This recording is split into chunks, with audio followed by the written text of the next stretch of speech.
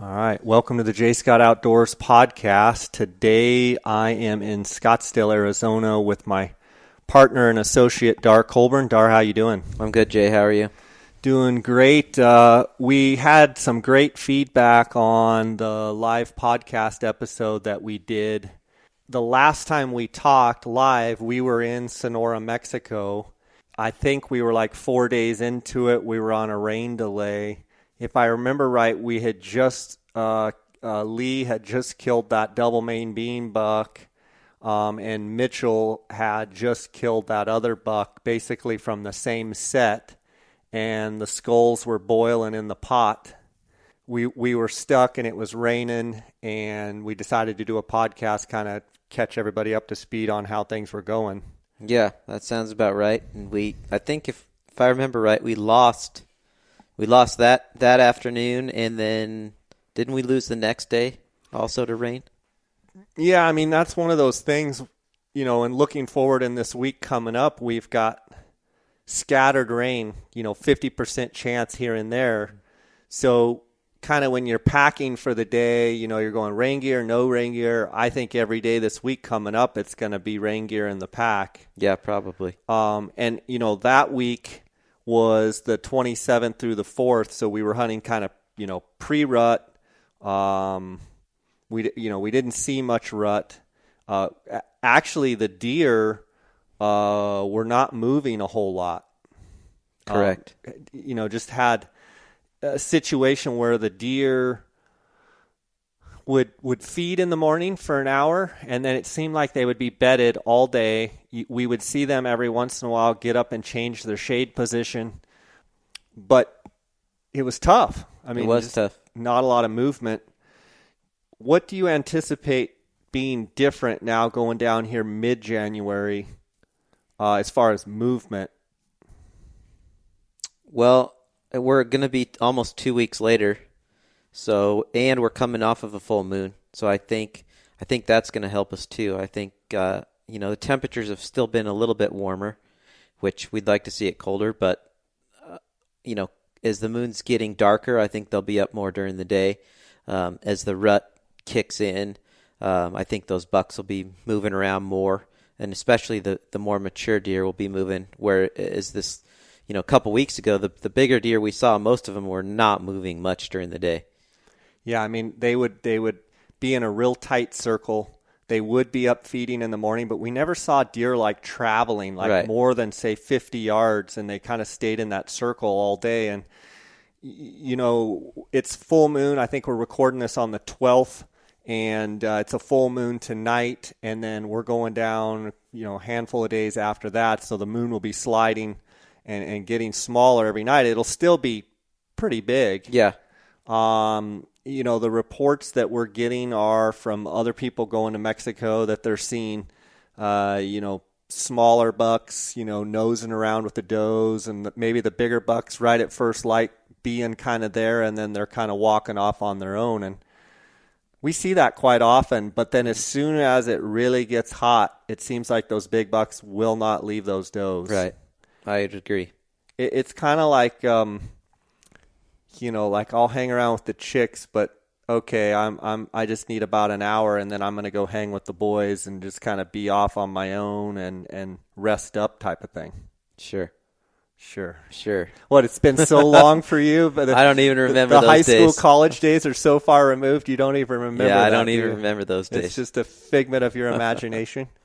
Well, and I don't want to jump ahead, but the last day when we killed a buck, Hunter was on a buck that they had seen in the morning, and that deer, I believe it was like 9:30, bedded down, and that deer stayed bedded till dark. It might have gotten up once or twice to change its bed, turn around and move around for a second, and then bedded back down. But that's a perfect example of, if you're not looking right there, you will never see that buck. I mean, unless you're specifically looking right there when it stands up, you're not going to see that buck all day. So you have a short window to find them, and it just makes it for tough hunting. Sorry, I was getting a big old drink of water when you finished there. Absolutely. And I mean, I think for people out there glassing, I think it's pretty clear that those deer, you can sit there and glass for 2 or 3 hours and not see anything, and then all of a sudden they get up, and there's 15 deer that you can see from that same spot. So I think it's really easy to be like, there's no deer here, right, and move on. But know that these Coues deer, unlike really any other animal that we hunt, they're so finicky, and it seems like the more mature of a deer they are, the bigger deer that they are, the older deer, they lay down a lot. For instance, the third buck that was shot, probably the day after we did our podcast down there with Mitchell and Sean. I was up on a high point. We walked into some country, probably a 40-minute walk up to this point. You kind of came maybe a mile to the south of me and came up a ridge line, and you're like, Jay, can you clear this little bowl in front of me, because I kind of want to horseshoe around there to get out on that. You wanted to walk out that long finger point so you could glass off both sides. Well, I had to move just a little bit from where I was, but I scanned it. I didn't see anything. And then you come on the radio and you're like, I got a buck. He's right there in the crest, in that bowl. I mean, right where I had looked. Now, whether I just looked across there and didn't see him, or maybe he was still bedded. Yeah, or he's just out of sight or something, right? It just goes to show, I mean, with Coues deer, sometimes just changing your angle just a little bit, even if it's 3 or 4 steps over, sit down and glass again. I think that's huge, because a deer can be just around the corner, or, laying down, and all of a sudden they stand up and you see them. The thing that jumps out with me on that buck of Sean's is, so the kind of country, let's say we were at probably 4,000 feet of elevation, maybe a little higher, kind of rolling, kind of big yellow grass ridges. This particular ranch had quite a bit of feed on it, quite a bit of yellow grass. But as that slope in that bowl rolled around out on that point, it was still in the shade. Well, that buck, and it had been cold. That really was the cold. coldest morning we had. I'll bet you it was probably 35 degrees. So we were talking the night before, they're going to be out on the open slopes. And yeah. And that buck was right at first light, but he quickly, within 10 minutes, maybe less, slid right over into the shade. And then you and I were talking, trying to decide if Sean wanted to shoot him or not. He was in the shade, and then he stayed below the shade line. It's funny how they do that, and slinked all the way over. It's probably the deer we saw move the furthest distance, probably 200 yards. Right. And then he bedded in the shadiest spot, and it's first light. It can't be more than 30 minutes after first light, and he slid over there in the shade, not on the sunny hill. And it was cold. Like I had my beanie on. It was cold. It was our coldest morning. And he bedded down, and that thing stayed bedded till you guys, basically shot him. Yeah, and to take that one step farther, so it wouldn't have been the day before, because that's, I believe, the day we got rained out. So it would have been 2 days before.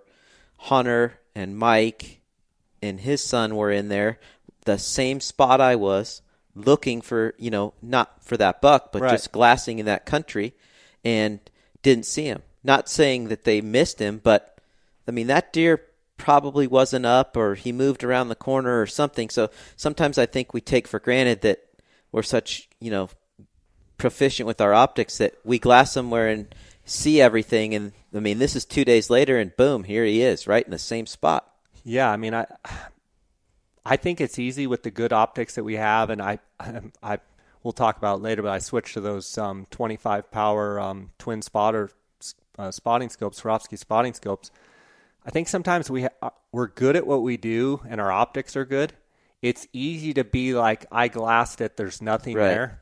It never ceases to amaze me. It seems like every day that I'm chasing Coues deer, I get reminded of, 1, Jay, you're not as good as you think you are.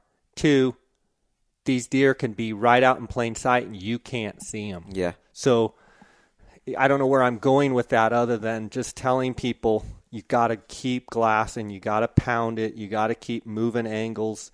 You got to cross glass if you're hunting with someone.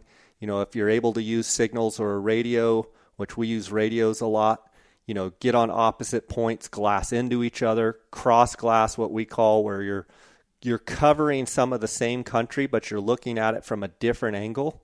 And a lot of times you and I like to get two different, completely opposing angles and be looking perpendicular or, into each other. And it's amazing what sometimes you pick up that I can't see. And then once I tell you, hey, it's down there by this, you're like, oh, yeah, I can't believe I didn't see it. Or vice versa. Sure. Sean's buck, a real boxy, mature deer. Just a classic whitetail. Mature Coues deer buck, yep. Yeah, that was a nice buck. His first whitetail. Yep. And I believe it was Mitchell's first whitetail, Sean, the dad's first whitetail, and Jared's first whitetail? Or had he already shot one? I think he'd already shot one, maybe. Okay. Yeah. So now we've got 3 deer down. That was a nice 100-inch type, a little over 100 type buck. And just beautiful boxy 3. When you first saw that deer, you're like, it's a pretty good deer. From my distance and the angle, I could just tell it was a buck. I really couldn't tell exactly what he was. Yeah, I had the benefit of being 300 or 400 yards from him. Yeah, and could tell he was a mature buck. That's a good point. We've got some Coues deer up here on the wall. Pretty much all of these bucks. There's 6 Coues bucks right here on the wall, right here in front of us. Some good memories there. Yeah, we could go through each one. When you see a Coues buck, what is like the first thing that you go, good buck? Like what jumps out at you first when you just pan over and see rack? Immediately, what catches your eye to be like good buck? And I mean, whether it's 95 or 110, like there's kind of a barrier there of like, sure. Okay, this is a good deer. Usually for me, it's the point length and the main beams. Those are the 2 things that usually you notice right away. I mean, you don't even need your spotting scope when you see one that's 100 inches or we close typically to it or say, over. that, you need your spotting scope to find detail and kind of see exactly what it is and see if it's a 3x3 or a 4x4 or if there's extra points. But it seems like it doesn't matter how far you are away. If it's a solid 100, most of the time with 15s at any distance, you can go like, that's a solid 100. Mm-hmm. I would agree. And it immediately like jumps out. And what jumps out at me a lot of times is just the whole package, like tall, wide, like you see like a box. Mm-hmm. Whereas, you get under 100 and you get pencilly racked, you get short points, you get narrow, you get maybe wide but short points. But when you see like a solid 100, to me it's just like wide, tall, like box. You see a lot of antler there. Yeah. Yeah. Especially on their small bodies. Yeah, and I think when you get in like 110 or better, I think that's where you immediately like see the mass. Yeah. You're like, it's a totally different look than like a 95 or 100. That next step up, 110, 115, it's just a lot more bone on the head. Would you agree with that? I would, for sure. So Sean gets his deer. Sean, and Mitchell pack that buck out. And, as the hunt goes on, we go to the last day. And we've still got 2 tags to fill. We've got Jared and we've got Bill. Bill Bertram's hunted with us. That was his 3rd year. Tell me from your perspective, you and I kind of went on a nature hike in separate areas trying to find Bill a deer, and Hunter and some of the other guys, Lee kind of tagged up and tried to find. So how'd that all go down? Yeah, so Hunter took Jared and the rest of our crew kind of to an area that we had hunted a couple times or glassed a couple times and seen quite a few deer. So being the last day, that was high probability of finding a decent buck to shoot.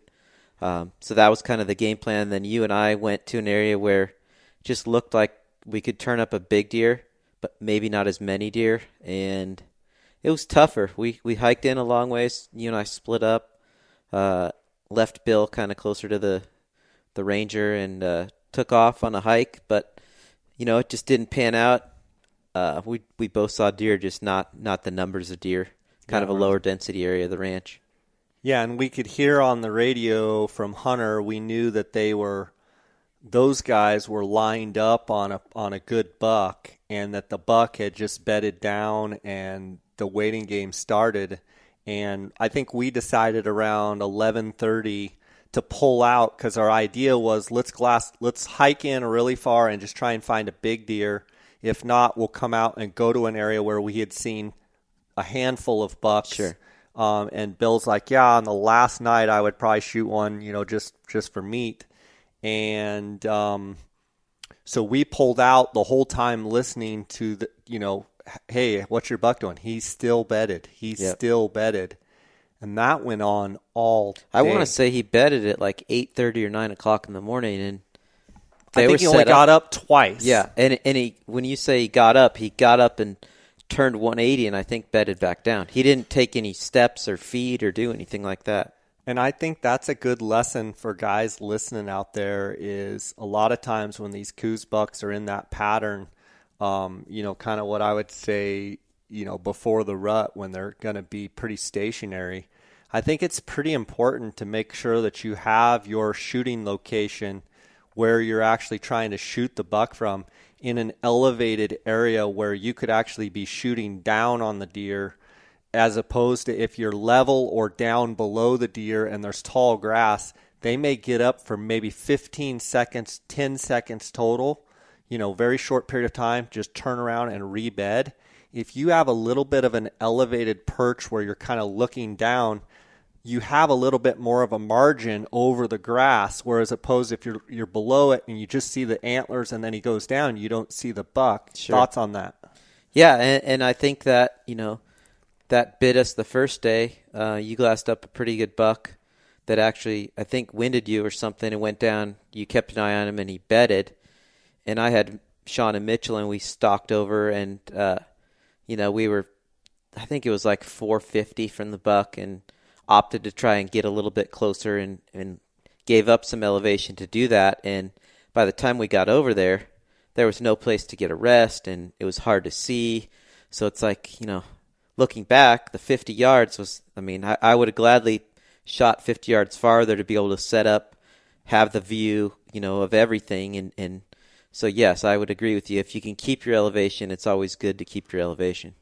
That brings me up. It reminded me of that deer. That was opening morning, and I was glassing, and I kind of had changed. I walked away from my backpack maybe 10 yards to kind of look off into this other drainage, and I hear this deer snorting at me and kind of wheezing but snorting, but it sounded like I'm like, it doesn't sound like a doe. A lot more volume to it? Yeah, just like, and I look down and here's, just this fire-breathing dragon old down buck. there. Yep. Yeah, mature, 9,500-inch type, big-bodied kind of mature deer. Kind of short-pointed but heavy, like mature but never something that would ever be a big, over 100-inch type buck. Yeah.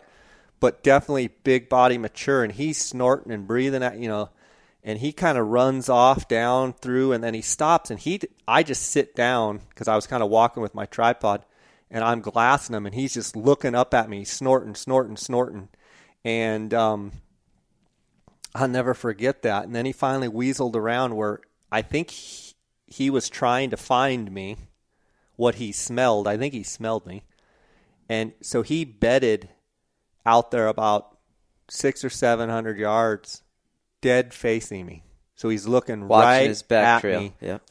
He made up and did a little loop, and he's watching his back trail. Mm-hmm. And I'd see him in his bed, and he just every once in a while, he just snort. I could tell he was just all perturbed that he'd smelled me up there.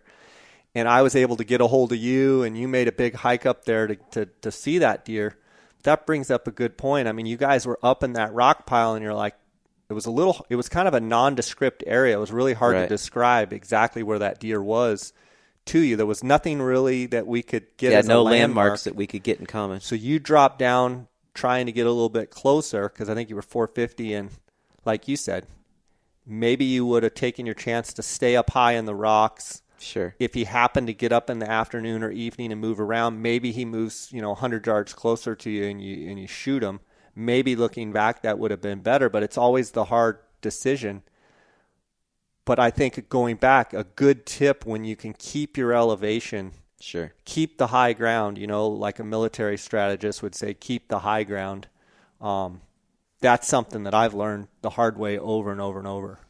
Yeah, and I think one thing we should touch on is for people that haven't hunted Coues deer or just getting into it, most of our shots on these deer, I would say, are 300 to 500 yards. If you have someone that's proficient from 300 to 500, usually that's where the yardage is going to be for an opportunity. Can we get closer?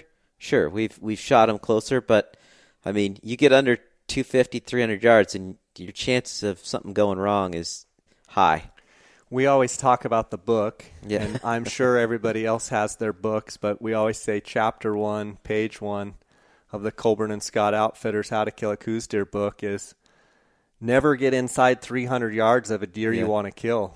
And I'm just telling you. And we say that kind of with a big smile, but it's true, though. It's when you're rifle hunting, that's kind of the truth. Yeah, I mean, if you want to be proficient and efficient and get it done a lot, if you make a point to never get inside of 300, you're going to kill more deer. I would agree. Obviously, the bow hunters are going 300 yards. Yeah. I'm trying to get to 30 yards. Right. But if you're trying to kill them, and we've done it long enough, it ain't easy with a rifle at 400 or 500 yards. No. Those little suckers. They're a small target. Yeah, they're a small target. But even that, just getting in tight and without them hearing you, seeing you, smelling you, they're tough little sucker to hunt. Yeah, our buddy would always say there's a lot of open air around a Coues deer. Oh man, I've definitely had my share of that. Where they, the bigger the antlers too, it seems like the more open air is around their body. Yeah, so let's talk about. From the top of their back to the bottom of their belly. I mean, you're talking like 15, 16 inches. Yeah, I mean, when you get them on the ground, it's ridiculous how small they actually are. And that's a challenge. So it's hard when we try to keep our hunters outside of 300. They're like, well, if we sneak up over that point, we'll only be 100 yards. I'm like, yeah, and you could probably shoot them a lot better from 100 yards. But 9 times out of 10, that deer's not going to let us get to 100 yards. Right. He's going to spook. Mm-hmm. He's going to hear something. You're going to clank your tripod legs together. You're going to cough. Yep. And while we're talking about that, I think we could go on and on and on, but that brings up a whole nother point. We've seen everything under the sun, and we've made the mistakes as well. But guys, when you're making a stalk on a Coues deer and you're getting into what I call the money zone, into the area like it's go time, you guys, you can't be clanking tripod legs. You can't be squeezing water bottles. You can't be coughing. You can't be sneezing. Yeah. I mean, if you've got a cold or whatever, you've got to stuff Kleenex up your nose. You got to cough into your shirt. You got to do whatever it takes to not make any noise. I agree. And the dang clanking the tripod legs together or opening the tripod and the leg goes stink. Yep. It can't happen. Yeah, and I mean this country's it's big country, but it's also pretty open, and it can be brushy too, so it's noisy, and I mean there's just a lot of things that can go wrong when you start trying to get close. Tight. Yeah, we call 300 tight. Yeah, exactly. I mean I'd rather sit at 400 than 300. Fun stuff. So we go to that last night, and we're trying to listen for Hunter and Jared and Lee and Mike, his dad, and the crew talking about Jared. And they're saying it's a pretty good buck, nice clean buck. And meanwhile, we're trying to get Bill a buck on the last night, and we get Bill set up on a buck. Hunter had spotted some bucks coming over the ridge when he was kind of glassing around when everybody was watching the buck bedded, and he's like, I got some bucks over here. We pull up there and get out and kind of look over, and Darr spots these bucks, and Bill's like, I'd like to try and shoot that deer from here. I've got a 3378, and I'm gonna. If Bill was here, he'd probably tell a different story. But we're like, yeah, how far you been practicing and this, that, and the other, and he's like, I'm pretty good shot at long range. And so we attempted the Colburn and Scott Outfitters record of distance. Had a perfect hillside to do it, quite open. We knew he was going to get a pretty good broadside shot. And we got everything set, and we did all the calculations and built the rest. And it was kind of a different pace there, because we were far enough away that, we didn't have to be whispering.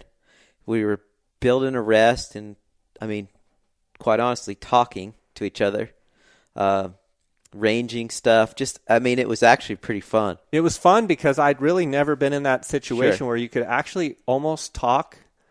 Like if it would have been a big deer, I wouldn't have done it. Yeah, this was just like a 90 inch type buck, so it was like And that's part of, I think, what made it fun, is there was no pressure. Bill could care less. He just wanted to try a long shot. He was laughing and just like, let's just try it. Right. And so, make a long story short, the nice thing was the hill was pretty open. It was a kind of an ocotillo, kind of a yellow grass, but pretty open. We had quite a bit of there was a canyon between us and the deer, and shooting that big 3378. And needless to say, he cracked off a handful of shots at the deer, and it kind of got to where the deer didn't even know what was going on. He would be back to feeding, and didn't hit him, but ended up pushing him over the ridge, kind of off to the east. I think he finally just got tired of it and went over the ridge. Yeah, he could obviously hear the big gun going off, but I don't think they were. The first two shots, actually, I thought were really, really close, right over his back. Right, they were right over his back. And we did have a off and on wind that was probably 5 to 6, 7 miles an hour. Which, when you're shooting that far, I think that's the hardest thing to gauge, is the wind.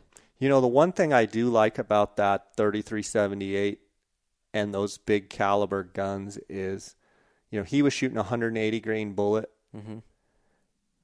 You hit a Coues deer at any range with that bullet, it's in trouble.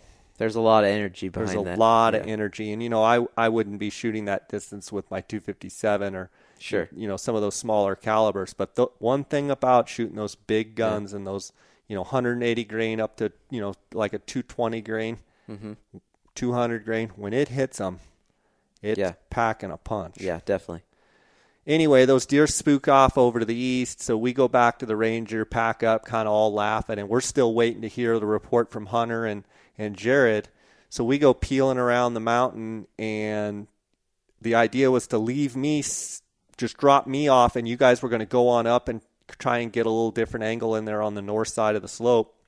Go look for some new bucks. Look for some new blood, figuring, we spooked those, and drop me off, and you guys take off. I look up there with the new 25s, and I'm just like, there's the smaller buck that was with them bedded. Yeah, and he'd only gone, 100 yards? Yeah, they just crested over the top of the hill. Almost like the noise was annoying them, so they just got out of there. And so now I've got the 2 bucks bedded again.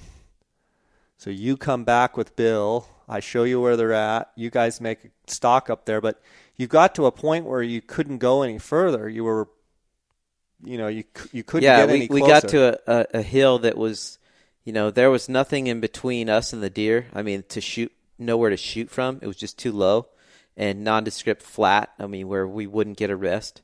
And so, and it was the light, it was starting to get dark. So it was like, okay, you need to shoot from here or pack it up. Yeah. We're not going to get any closer. And Darr, you've done a lot of long-range shooting. Obviously others have done a lot more than you have, but you've done a lot of long-range shooting. You do all your own reloading, and you're into it. Definitely.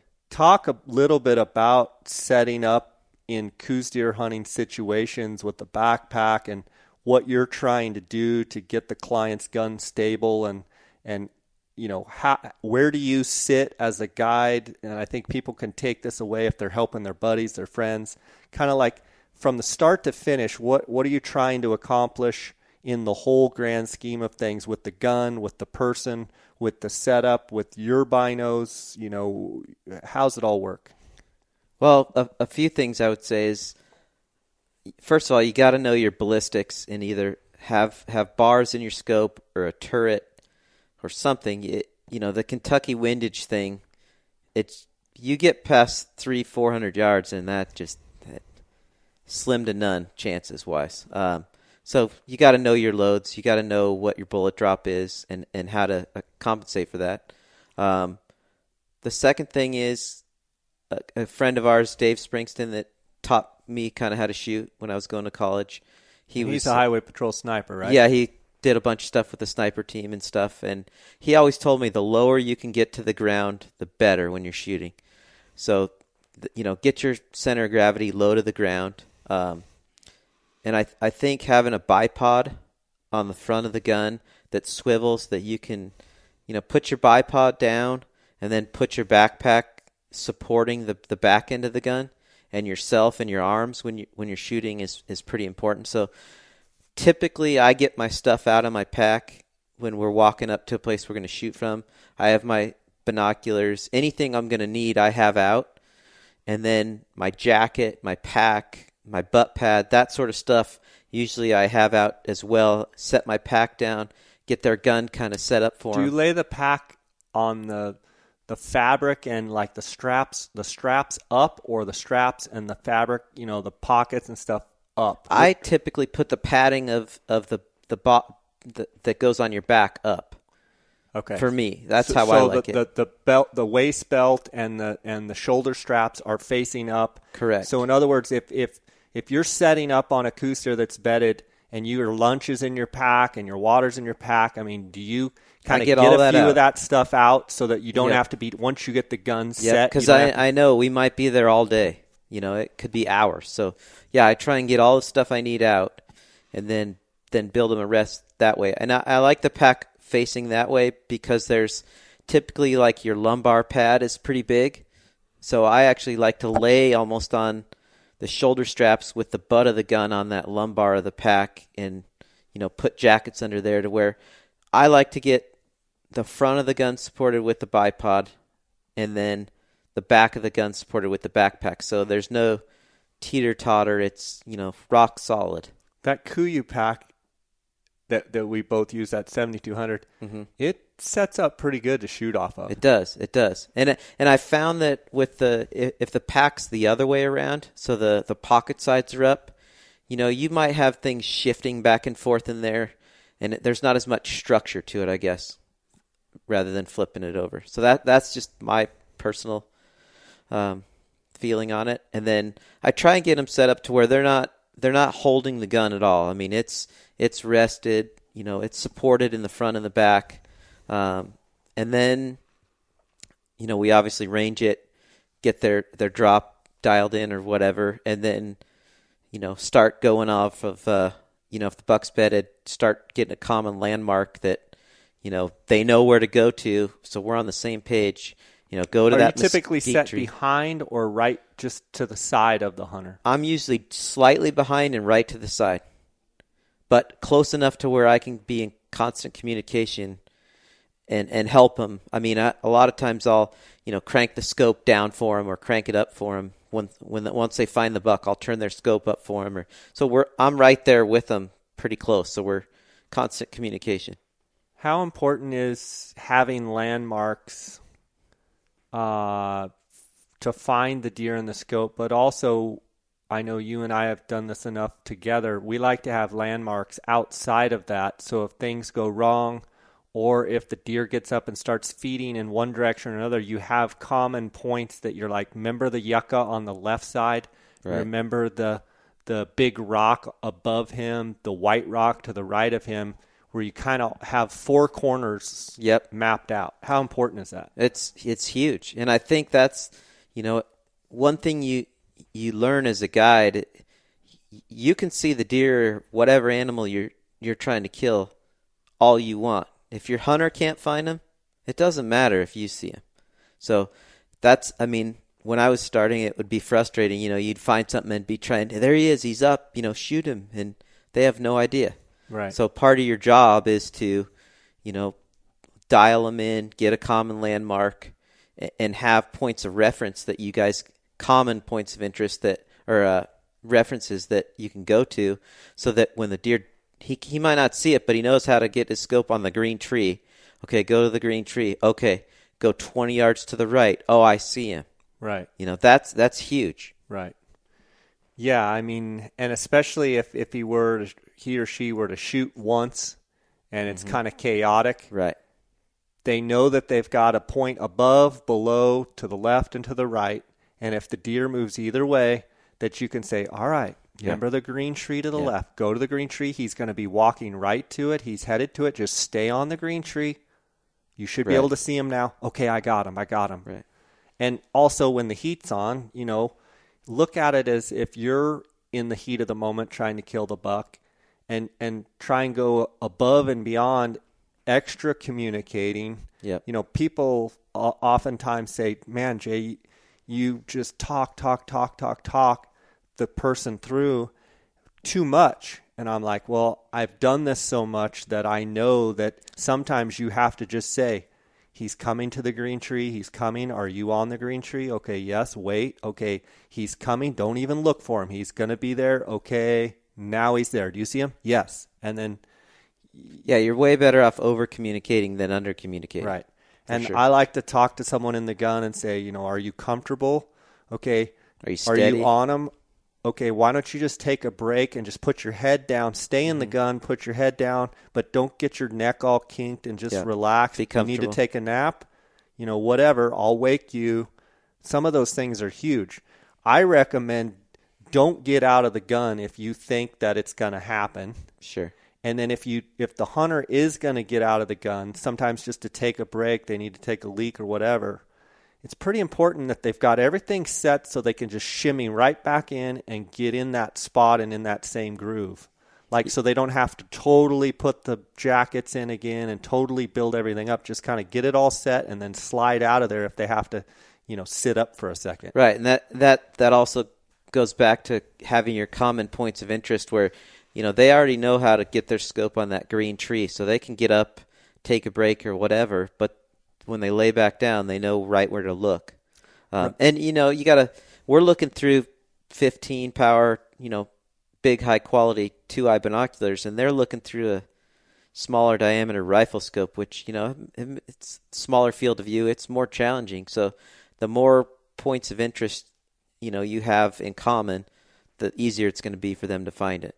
Yeah, and I even like to, if you have a lot of time, I like to say, okay, let's go to this green tree to the left. Okay, you got it. Okay, let's go 40 yards to the right. Do you see the white rock? Yep, got it. And actually have them with their scope kind of a little bit, just get totally familiar with the way it looks in their scope so that at any given time, if you say, okay, he's going up, he's going to the ponderosa pine or whatever, obviously not in Coues deer situations a lot where ponderosa pine, but let's say a juniper tree or what have you. You can say he's going to the juniper, and they already know that they can know get where that is. Scope right on that area. Mm-hmm. Yeah, that's all good stuff. So we find the deer. You guys make your stalk. You get in there. It's getting dark. It's starting to get dark, and that buck gets up. Bill ends up shooting a couple times, hits the deer, but then the deer goes back down in the yellow grass. Yep. I'm watching from maybe a mile away. Yeah, maybe even a little farther. And I got him in the 25s, but it's evident that you guys are going to have to go up there and maybe make a shot. I can't tell because he's in the yellow grass and he's buried and you can't see him. Oh, and by the way, Bill's down to his last bullet. Oh, yeah. That's never a good... I've been there before. It's his last bullet, and it's not even the bullet for his gun. It's out of Lee's 3378. So we've got a borrowed last bullet. And it's a borrowed bullet. So I'm like, oh, great. We need to, get point blank if we need a second shot. We can't afford to waste one. Yeah. So while all that's going on, it's not too far from where Hunter and Jared and Lee and Mike and all of them are set up just up and over the kind of the big mountain. Yep. And they said as Bill was shooting, their deer wasn't doing anything. Right. And it's getting later and later, and they call me on the radio. They're like, the deer isn't getting up, and we're afraid that, like, he's not going to get up. And I think they even said that the shooting, albeit farther away, just their gut was telling them that this buck was just going to sit it out for the evening. Like I'm going to let it get dark before I poke my head up. And make a long story short, they get set up on the deer, and they make a shot in there, and danged if they didn't kill him dead. Yeah, and I think Lee had a little higher elevation. Yeah, was a little farther away and could see. They had a common interest. I think, didn't Hunter see the antlers of the buck at one point when he stood up? Yeah. So they knew where he was, but they couldn't really see him that well couldn't see his body really good. And Lee described where he was. They had some common points and basically lined him up to shoot through the brush to try and get him up, and he shot him and he killed him. Which never happens. That never works. And we even talked about that on the radio prior to. We're like, that's never works. Yeah, because it had come across the radio that we were going to shoot the rock above them to get the deer up, and Darr and I are like, absolutely not. Yeah. That's not an option. Reminds me of Jimmy, my cousin, which I could do a whole series of podcasts on my cousin. I love him to death. He's just a riot. Those that are listening that know him, he's one of a kind. We had a buck in Mexico years and years ago that wouldn't get up, and he said he was going to do the old shoot the tree that the buck's under, and let's just say that didn't work, but it did work for you. It worked out great for me. Spooked him over the side of the hill, and you shot him. Yep, that worked great for me. I think it's like a 108-inch buck. Yeah, it's good stuff. It's always so fun down there. So we went 5 for 5, rallied in the last night. I don't know about you, but I'm really looking forward to this rut hunt coming up. Yeah, me too. To me, hunting Coues deer in the rut is awesome. Yep. And I think that's part of the beauty of hunting down in Mexico is we go to these ranches, we close the gate behind us, and it's just us. Yeah. We're hunting deer that don't get hunted that much. Not that they're stupid, because they're not at all, but it's not like a state land deer where, they hear a shot and they're gone. Right. It's just a lot of fun. It is a lot of fun. I like everything about it. I like the food and the people and the country. And, what's funny is the country of these Coues deer in Mexico, Arizona, New Mexico, no matter where they're at, they vary so much. I mean, everything from, thick ponderosa pine forest to manzanita choked hillsides to, yellow grass down, and it's unspoiled down there. I mean, after Bill shot his buck, it got dark. We were up there. He and I were sitting on the hillside. The cowboy was bringing a horse up to grab the buck for us, and he and I were just sitting there in the dark, and we're looking out to the east, and I remember him and I talking. Just we didn't have our headlamps on or anything, and we're looking east across this huge valley, and there's a big, huge mountain range to the east of the ranch we were hunting, and you couldn't see one light, not one light from where we were sitting, and it was just like, wow. Yeah, I mean, it's awesome. How many places have you been where you look around and you don't see a light? Yeah, nowhere. And you're up on a high point. Yeah, and you can't it's just see like anything. Unspoiled. Yeah, I love it down there. We're headed down in a few days. Get down there around the 15th, and we're going to hunt. One thing I think that's different about our hunts is we do 7 full-day hunts. Mm-hmm. We usually do a travel day on the front end and a travel day on the back end. And then 7 days of actual hunting. 7 days of actual hunting. So a lot of times we cross the border early on that first day, which most ranches we go to, we can get to the ranches, get all set up by about noon or midday, maybe a little after. And it usually gives us a half a day on the front end. Sure. To go scout, to go hunt, to go glass around, get a feel, get everybody, acclimated.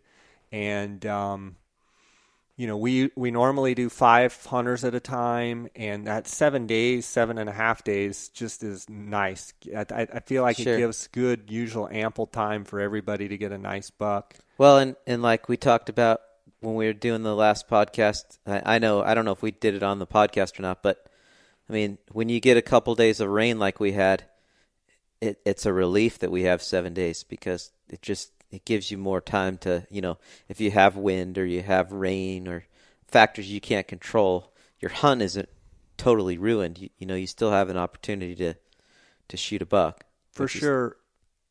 As we move into the rut dates, what we would call the rut dates coming up here, I think the deer, like you said, I remember on the radio, you're like, I can't wait till they lose their mind. When they're rutting and they're thinking about, obviously, mating does, those bucks, they sometimes do some of the craziest things that you would say are just dumb. Why did that deer do that? They just lose their mind sometimes. Yep. And come right out in the wide open, and they're just sometimes an animal that's normally not visible at all, they become completely visible. Right.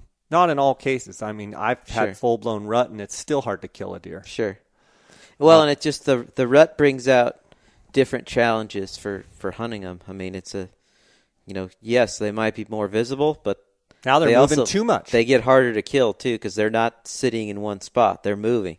Yeah. So we go from them not moving at all and you're not seeing them, or having a very small window of seeing them, to now they're running around the whole entire mountain. Sure. And they're just chasing does, and they're gone. And 3 minutes later, boom, here they come again, chasing the same doe all over the world. Running them. Yeah, that study, if I remember right, that was done in, I want to say 34A. Richard Aukenfels. Yep. Yeah. If just going back on what I remember, it seems like prior to the rut, not during the rut, those bucks would have an 800-yard core range within their water source. Yeah. And then the rut hits, and it's miles, 2-3 miles. Yeah, or more. Yeah, so that's a prime example of a December versus a January. I mean, I can think of a lot of bucks that we've seen on that walk that there they are and there they go. Yeah, I mean, sometimes when they're rutting, you got to kill them when you see them. Yeah. Sometimes you can come back the next day and they're right in there chasing those same does. But they could be, I mean, if you remember that buck on, I'm trying to think, that buck on Daniel's place, and I had seen it before you guys got there. Yep. That Justin killed, right? Justin killed.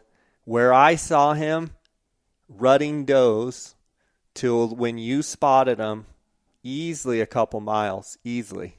Yeah, and that was overnight. Overnight, and in a couple miles away. Right. And you're like, I think I got that stinking buck you're looking for. Yeah. And he, that was a deal where you had him you had seen him in the morning and thought he went and bedded. We got there at 1:00, went up and met you. Yeah, I was already at the ranch, yeah. Right, and you were still in the area, if I remember right. And we got in there and looked for him that evening, didn't find him, so we kind of spread the net out the next morning. And like you said, I just got lucky and picked him up, a couple canyons away by himself. So. Yeah. I mean, and he was with does and rutting hard the day before. Yeah. I mean, I was sure he was going to be right there on that hill. So and there was plenty of deer right there. With too. the rut, you never know. Yeah. I mean, you usually if you see him, you better get in and get him killed. I would agree. You don't have that luxury of waiting like you would in October, November, December. So it's always kind of a double-edged sword, hunting in November, December here in the States, or hunting, November, December down in Mexico.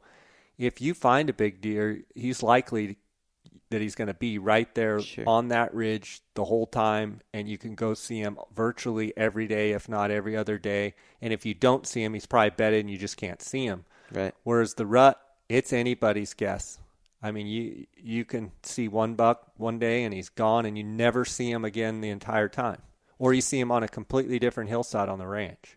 Yeah, and talk about the date. I mean, the rut times in Mexico versus U.S. That's a good point. And it varies. What part of Mexico too. Yeah, I mean, what we found over the years, I think this is my 18th season, and I think it's probably your 17th season in a row going down there. And one thing we notice is that the rut is usually a week to 10 days, maybe 2 weeks behind what we're hearing here in the States. And, even within Arizona, you've got your central Arizona units. You've got your southern Arizona units. Typically, the deer in central Arizona are going to rut sooner. And then the further south you go, they're going to rut later. And then as you go further south into Mexico, in northern Mexico, they're going to rut. And then you get all the way down by Hermosillo, the Coues deer are not even rutting till the first 2 weeks of February. Right. So, and if I remember, you killed your biggest buck, wasn't it, right in the first part of February? Yeah, it was the first week of February down there on a flats ranch. And so you got to know that when you're going to Mexico, depending on where you're hunting, you need to figure out if it's a mountain ranch or a desert ranch. You need to figure out where it is kind of geographically as far as how far north, how far south. And what we found on mountain ranches, kind of in what I would call northern Sonora, which anywhere from the border to, say, 3 hours south, usually about anywhere from the 12th, 13th, 14th, 11th, 12th, 13th, 14th, you can pretty much bet on rut. We've gone on the 8th a bunch, and we've had sometimes when it's real cold weather and those deer are moving around and acting ruddy. It seems like the 15th through the 30th normally, historically, is your most solid, consistent, hard-charging rut time. Yep. And then, obviously, as you get down by Hermosillo, your Coues deer are more in the first 2 weeks of February, and even into mid-February. And most of the seasons end around the 8th to the 12th of February. And down there, they're rutting on into mid-February, whereas the mule deer in Sonora typically are going to rut a little bit ahead of the Coues deer. Yeah. So prime rut in, say, northern Sonora for the mule deer is going to be anywhere from, say, January 1st to the 10th. Pretty prime dates. And then as you go further down, you get into that 12th, 13th, 14th on into like January 25th. Yeah. Seems like much after that, the mule deer are kind of shut down. Yeah, I would agree. I'm excited about this new property that we're going to hunt. It's a lower density place, but I think the quality of deer, I will be very, very shocked if we don't find a couple slobbers, and that's my hope. Maybe it's me being optimistic, but we had so many ranches to choose from after last spring, as to where we were going to take our fully outfitted hunters. And this was the place that we decided we need to be hunting this in the rut because of the low density. Yep. A little more deserty terrain, but just high hopes, and that's part of being a Coues deer hunter. And that's why we always go. It's the anticipation of finding the next big one. Yeah, and so it should be interesting to see how it shakes out. Should be interesting to see how the full moon being on January 12th, going down 15th, 16th, how that plays into, are the deer rutting? All the reports we're getting are little bucks are kind of with the does sporadically. A mature buck will be in there chasing, and we've hunted enough between that 7th and 15th to know that it's real sporadic. They've had warm weather. We've got some fronts and stuff coming in, so some rain. I think everything is going to change. Got some wind, too, which is never good. One thing I will say, though, once they're full-on rutting, it seems like once they get going, there's nothing really that can stop them other than heat. Yeah. I've seen the heat shut them down and shut them off and make them pretty lethargic. We've had cold, windy, though, that shuts them down, too. Yeah. I don't think they're as finicky when it's cold and windy on the rut. Not saying it doesn't, but at some point, even if it's midday, they're going to get up and chase those around. So I guess you guys will have to tune in. We're going to try and do some live podcasts down there from Mexico, and not live when we're there, and then I'll have to make them air when we get back. But you'll have to tune in and see how we do. I'm excited. We got a bunch of DIY guys going down to a bunch of different ranches as well, and high hopes, man. Yeah. Should be able to put a bunch of good bucks on the ground. Yeah, it'll be good, and then come back, and the Arizona elk and antelope applications are due, and start all over again. February 14th is the actual deadline this year, which is a Tuesday. It's 7 p.m. I believe it's a Tuesday, the 14th. It is, yep. It's always a Tuesday. Seems like pretty decent weather, decent moisture shaping up. Late dates for an elk hunt starting on the 15th. Dark moon on the 20th. Could be an interesting archery elk season. For sure. So, yeah, I guess the next time these guys will hear us, we'll be just getting back from Mexico. And, I wanted to talk about those 25s real fast. Yeah. A friend of mine, Jeremy Gugelmeyer, who lives in Texas, he's an outfitter in Kansas, Texas, and New Mexico. He does unbelievable antelope hunts, mule deer hunts, elk hunts, and we actually did some turkey hunts with him last year. And you whitetail hunted with him too, yeah, right? Years ago. This buck right here above me, I shot with Jeremy in Kansas. He was telling me that he had switched to the 25 power 25 by 50, 65 millimeter twin Swarovski spotting scopes, the STSs. And I was like, really, how do you like those? He said, I love them. I really like them. And so it piqued my interest. And, you and I have had Coues. We've each had a set of Coues. When they first came out, I want to say we got like the first or second pair that Outdoorsman's. It was 09, I think, is when we had them. Like I told 08, Floyd, 09. I'm like, I want a pair right away. We've been using them ever since, but I mean, honestly, at 12 and a half, 13 pounds for the optics, the tripod that they require is a 12-pound tripod. They're an angled eyepiece that, you have to have a stool. And guys say, you don't have to have a stool. Well, to glass any long periods of time, because of the angle, you have to be sitting up in order to look down into the binos. Yep. And optically, the Kowa Highlanders are phenomenal. Edge-to-edge clarity, really clear. But the reality is, and, I'll be 44 next month, I'm probably in as good a shape as I've been in a long, long time. But really, that doesn't have anything to do with it. They're just heavy. I mean, you're at 27 to 30 pounds before you even start putting your sandwich in your backpack or carrying any water or your knife or anything else. Yeah. To hear Jeremy say that he really liked those 25s, I'm always on the lookout, as you are, for the best optics out there. I mean, we will use whatever we think is best. And so he told me where he got the adapter, and he got the adapter from Wells Manufacturing.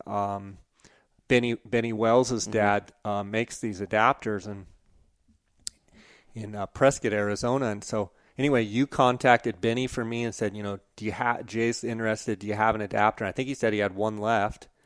Yeah, and Benny had been. I shoot archery league with him. I have in the last few years, and he'd been telling me. He liked him. He liked him a lot, and they had him and Jason Giese, had switched to those, and so I knew it wouldn't be long. Yeah, so I called Cody up, and he's like, "Yeah, I can get these. I think he said he didn't have them that day, but he said I can get them here, and I can get the eyepieces." So I went up and met Benny. He let me look through his, because I wanted to at least look through them, because my eyes are close together. Right. Like on the 15 Swaros, I actually have to stagger the eye cups, the strap that holds the objective eye cups. I have to actually stagger those to squeeze them together tight enough. So I just want to make sure that my eyes being close together that I could see through them, and I glassed for 5 minutes through his, and they looked great. His eye cups were on his 25s, and they still were something. I'm like, I want to try these. So anyway, make a long story short, I buy the twin spotters from Cody and get the adapter and get it all set up. And we went to Mexico, and boom, I took them right away and just fell in love with them. But what I did is I took the eye cups off because Jeremy had said, I want to say that he maybe tried them or someone that he knew had tried taking the eye cups. So I took mine off immediately, and my field of view just opened up, and it was and you're not talking the rubber eye cups. You're talking you unscrew the eyepiece, the eyepiece cover. Yeah, the eyepiece covers, just like, like on any Swarovski optic, you can actually unscrew the whole eye, like the whole eyepiece. It's like the housing around the eyepiece. Yeah. Yep. And so basically you're left with just the metal, the glass, and the glass. Yep. So, I mean, if you drop them or something, you're going to be hosed. You Right. don't have any protection. But Right. I put my eyes right up against it, and I'm going to test it out this week. But I'm telling you, I think the field of view is wider than the 15s. Someone may mathematically say it's not possible, but I would tell you my field of view by taking the cups off, it's unbelievable. Well, and just to clarify too, you're using the 25 by 50 wide angle lens, right, in that spotting scope, in those spotting scopes, right. Yeah. And so I used them for the whole week in Mexico and packed them, and I loved them. So I'm anxious. I've only glassed them 7 days. I'm anxious to take them back down to Mexico and use them. And you're glassing with them most of the time on the lowest power, the 25 yeah, power. and that's the thing. Good point. So they're on 25 power, and you can glass really well when they're on 25 power and look really good. Now, if you see a buck, you can, what Jeremy told me to do is crank one eye to 50 and look at it, which I'm right eye dominant, so usually my right eye, I crank it to 50 and look at him. In the right lighting situations, you can crank both to 50, but you have to get them all the way to 50. So in other words, anything in between, like 30, 35, 40, 45, you have to get each eye perfectly. So like, they have to be the same as what you're saying. You can't have one on 36 and one on 35. It's real finicky. So you either just need to do one eye, see if you need to really zoom in, go to 50 power, zoom in, and then, zoom back out. What I found is the X on 40, where it says 40X, that if I can line up the dot with the X, and guys that own Swarovski kind of know what I'm talking about, I can actually glass pretty good at 40 power. And so I get them set just right. I focus each eye, and then when the light's good, lights at my back, I can actually glass with 40 power, and they're pretty dang sweet.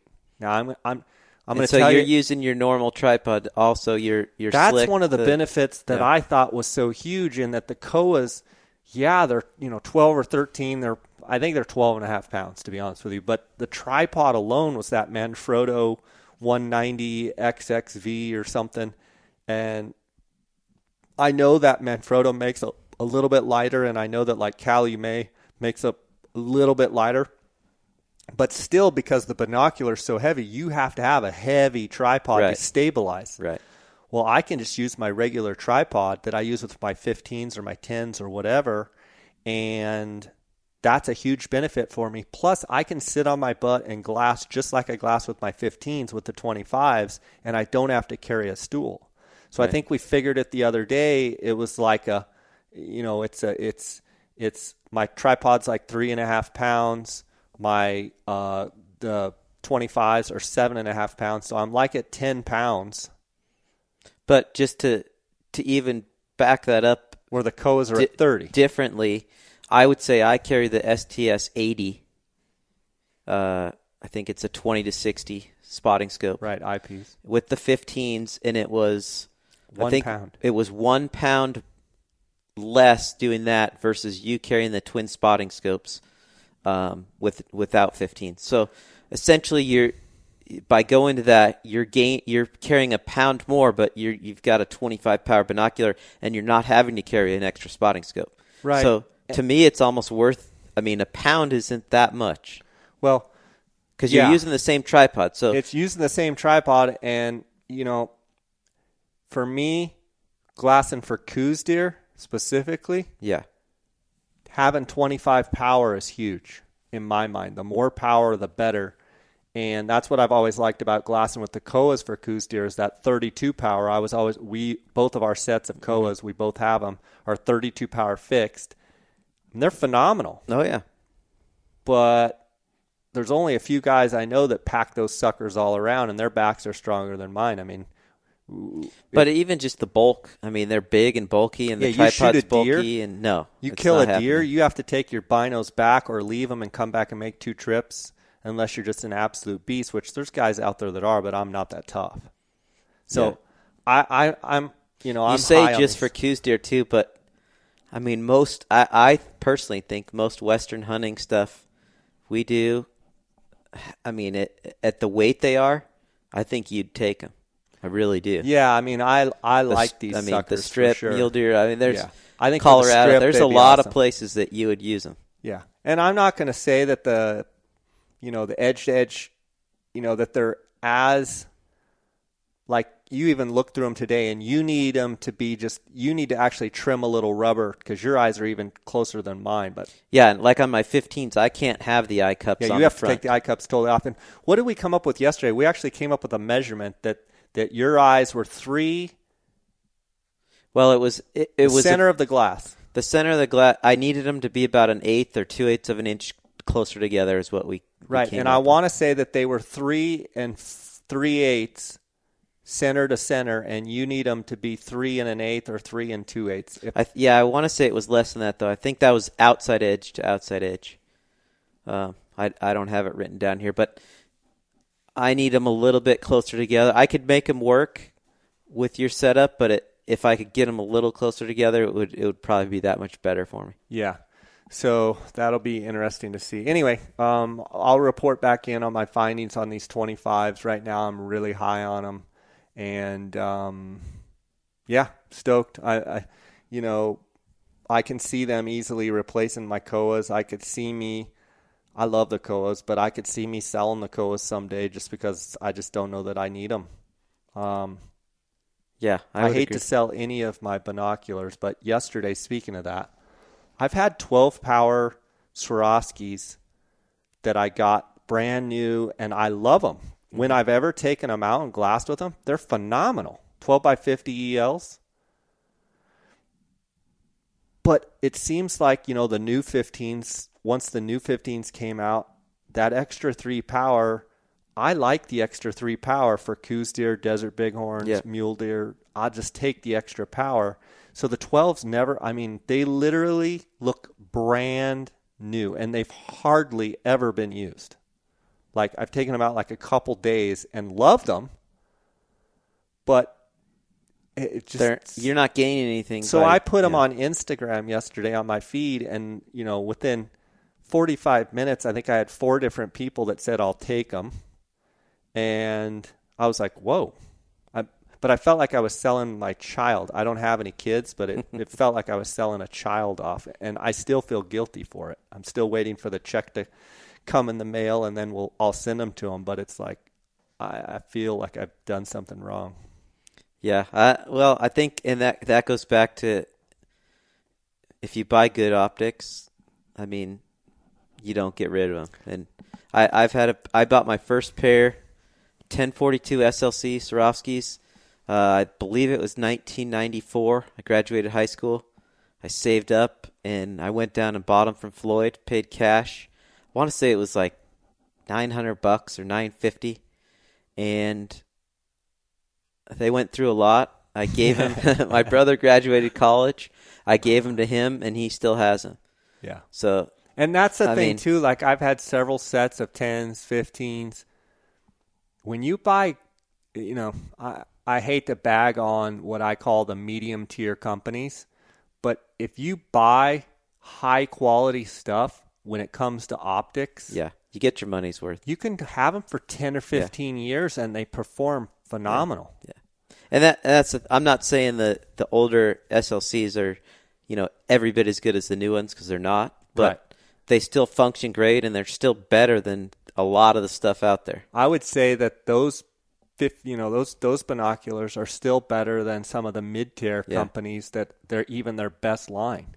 Yeah, and I got the new 15s a couple years ago, Swarovskis, and I still have my older pair that my boys are using, and I'm like you. I would have a hard time selling them, other than to sell them and maybe get another pair of the new 15s. But it's just like they're bought and paid for. Why get rid of them?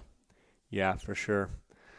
Right on, buddy. Well, looking forward to going down to Mexico. And I guess, guys, I want to thank you guys for listening. I want to thank my 4 sponsors, Go Hunt Insider. Remember, guys, that the Go Hunt Insider has released their Arizona draw odds, and it's unlike any of the other companies out there. These are the actual draw odds for the new Arizona, with the change last year with Arizona doing the 5 and the 15% and only taking 5% of the non-residents out of that max pool. The odds have really gotten skewed. So GoHunt.com Insider has released those odds. All you have to do is be a member. You also get inserted in there for the great hunt giveaways, great gear, and you get a $50 Coues gift card if you use the J Scott promo code. And they've done a phenomenal job. They're also they're breaking down all the New Mexico non-resident numbers, so that's coming here in application season. Some great stuff looking at New Mexico draw odds. Also want to thank PhoneScope. If you use the J Scott promo code, JScott16 promo code at PhoneScope, PhoneScope makes the best digiscoping adapters, adapting phones to your binos or your spotting scopes. Reel game calls we've talked about a lot during elk season. The elk reel. If you use the J Scott promo code, you get a 20% discount there. And obviously the Outdoorsman's, the Optics Authority, Cody Nelson and his group down there at the Outdoorsman's in Phoenix, 1-800-291-8065. You can also go to outdoorsmans.com. If you use the J Scott promo code, you get 10% discount. I want to thank those 4 sponsors like I do every podcast. And it's so important to me that you guys, the listeners, support them. And I get emails every day from you guys saying that, you value this podcast and you also value my sponsors who step up to pay me to put this podcast out. Without you guys, your loyal support, and without them, from their support, this podcast wouldn't be possible. Guys, if you want to get a hold of Darr or I, you can follow along on Instagram at JScottOutdoors. Darr Colburn is Darr, Colburn, Colburn. You can email me at jscottoutdoors@gmail.com. You can email Darr at darrcolburn@aol.com. You can also go, if you're interested in a Mexico Coues deer hunt or any other hunt, you can go to colburn and scottoutfitters.com. Guys, take care. Thanks for the support.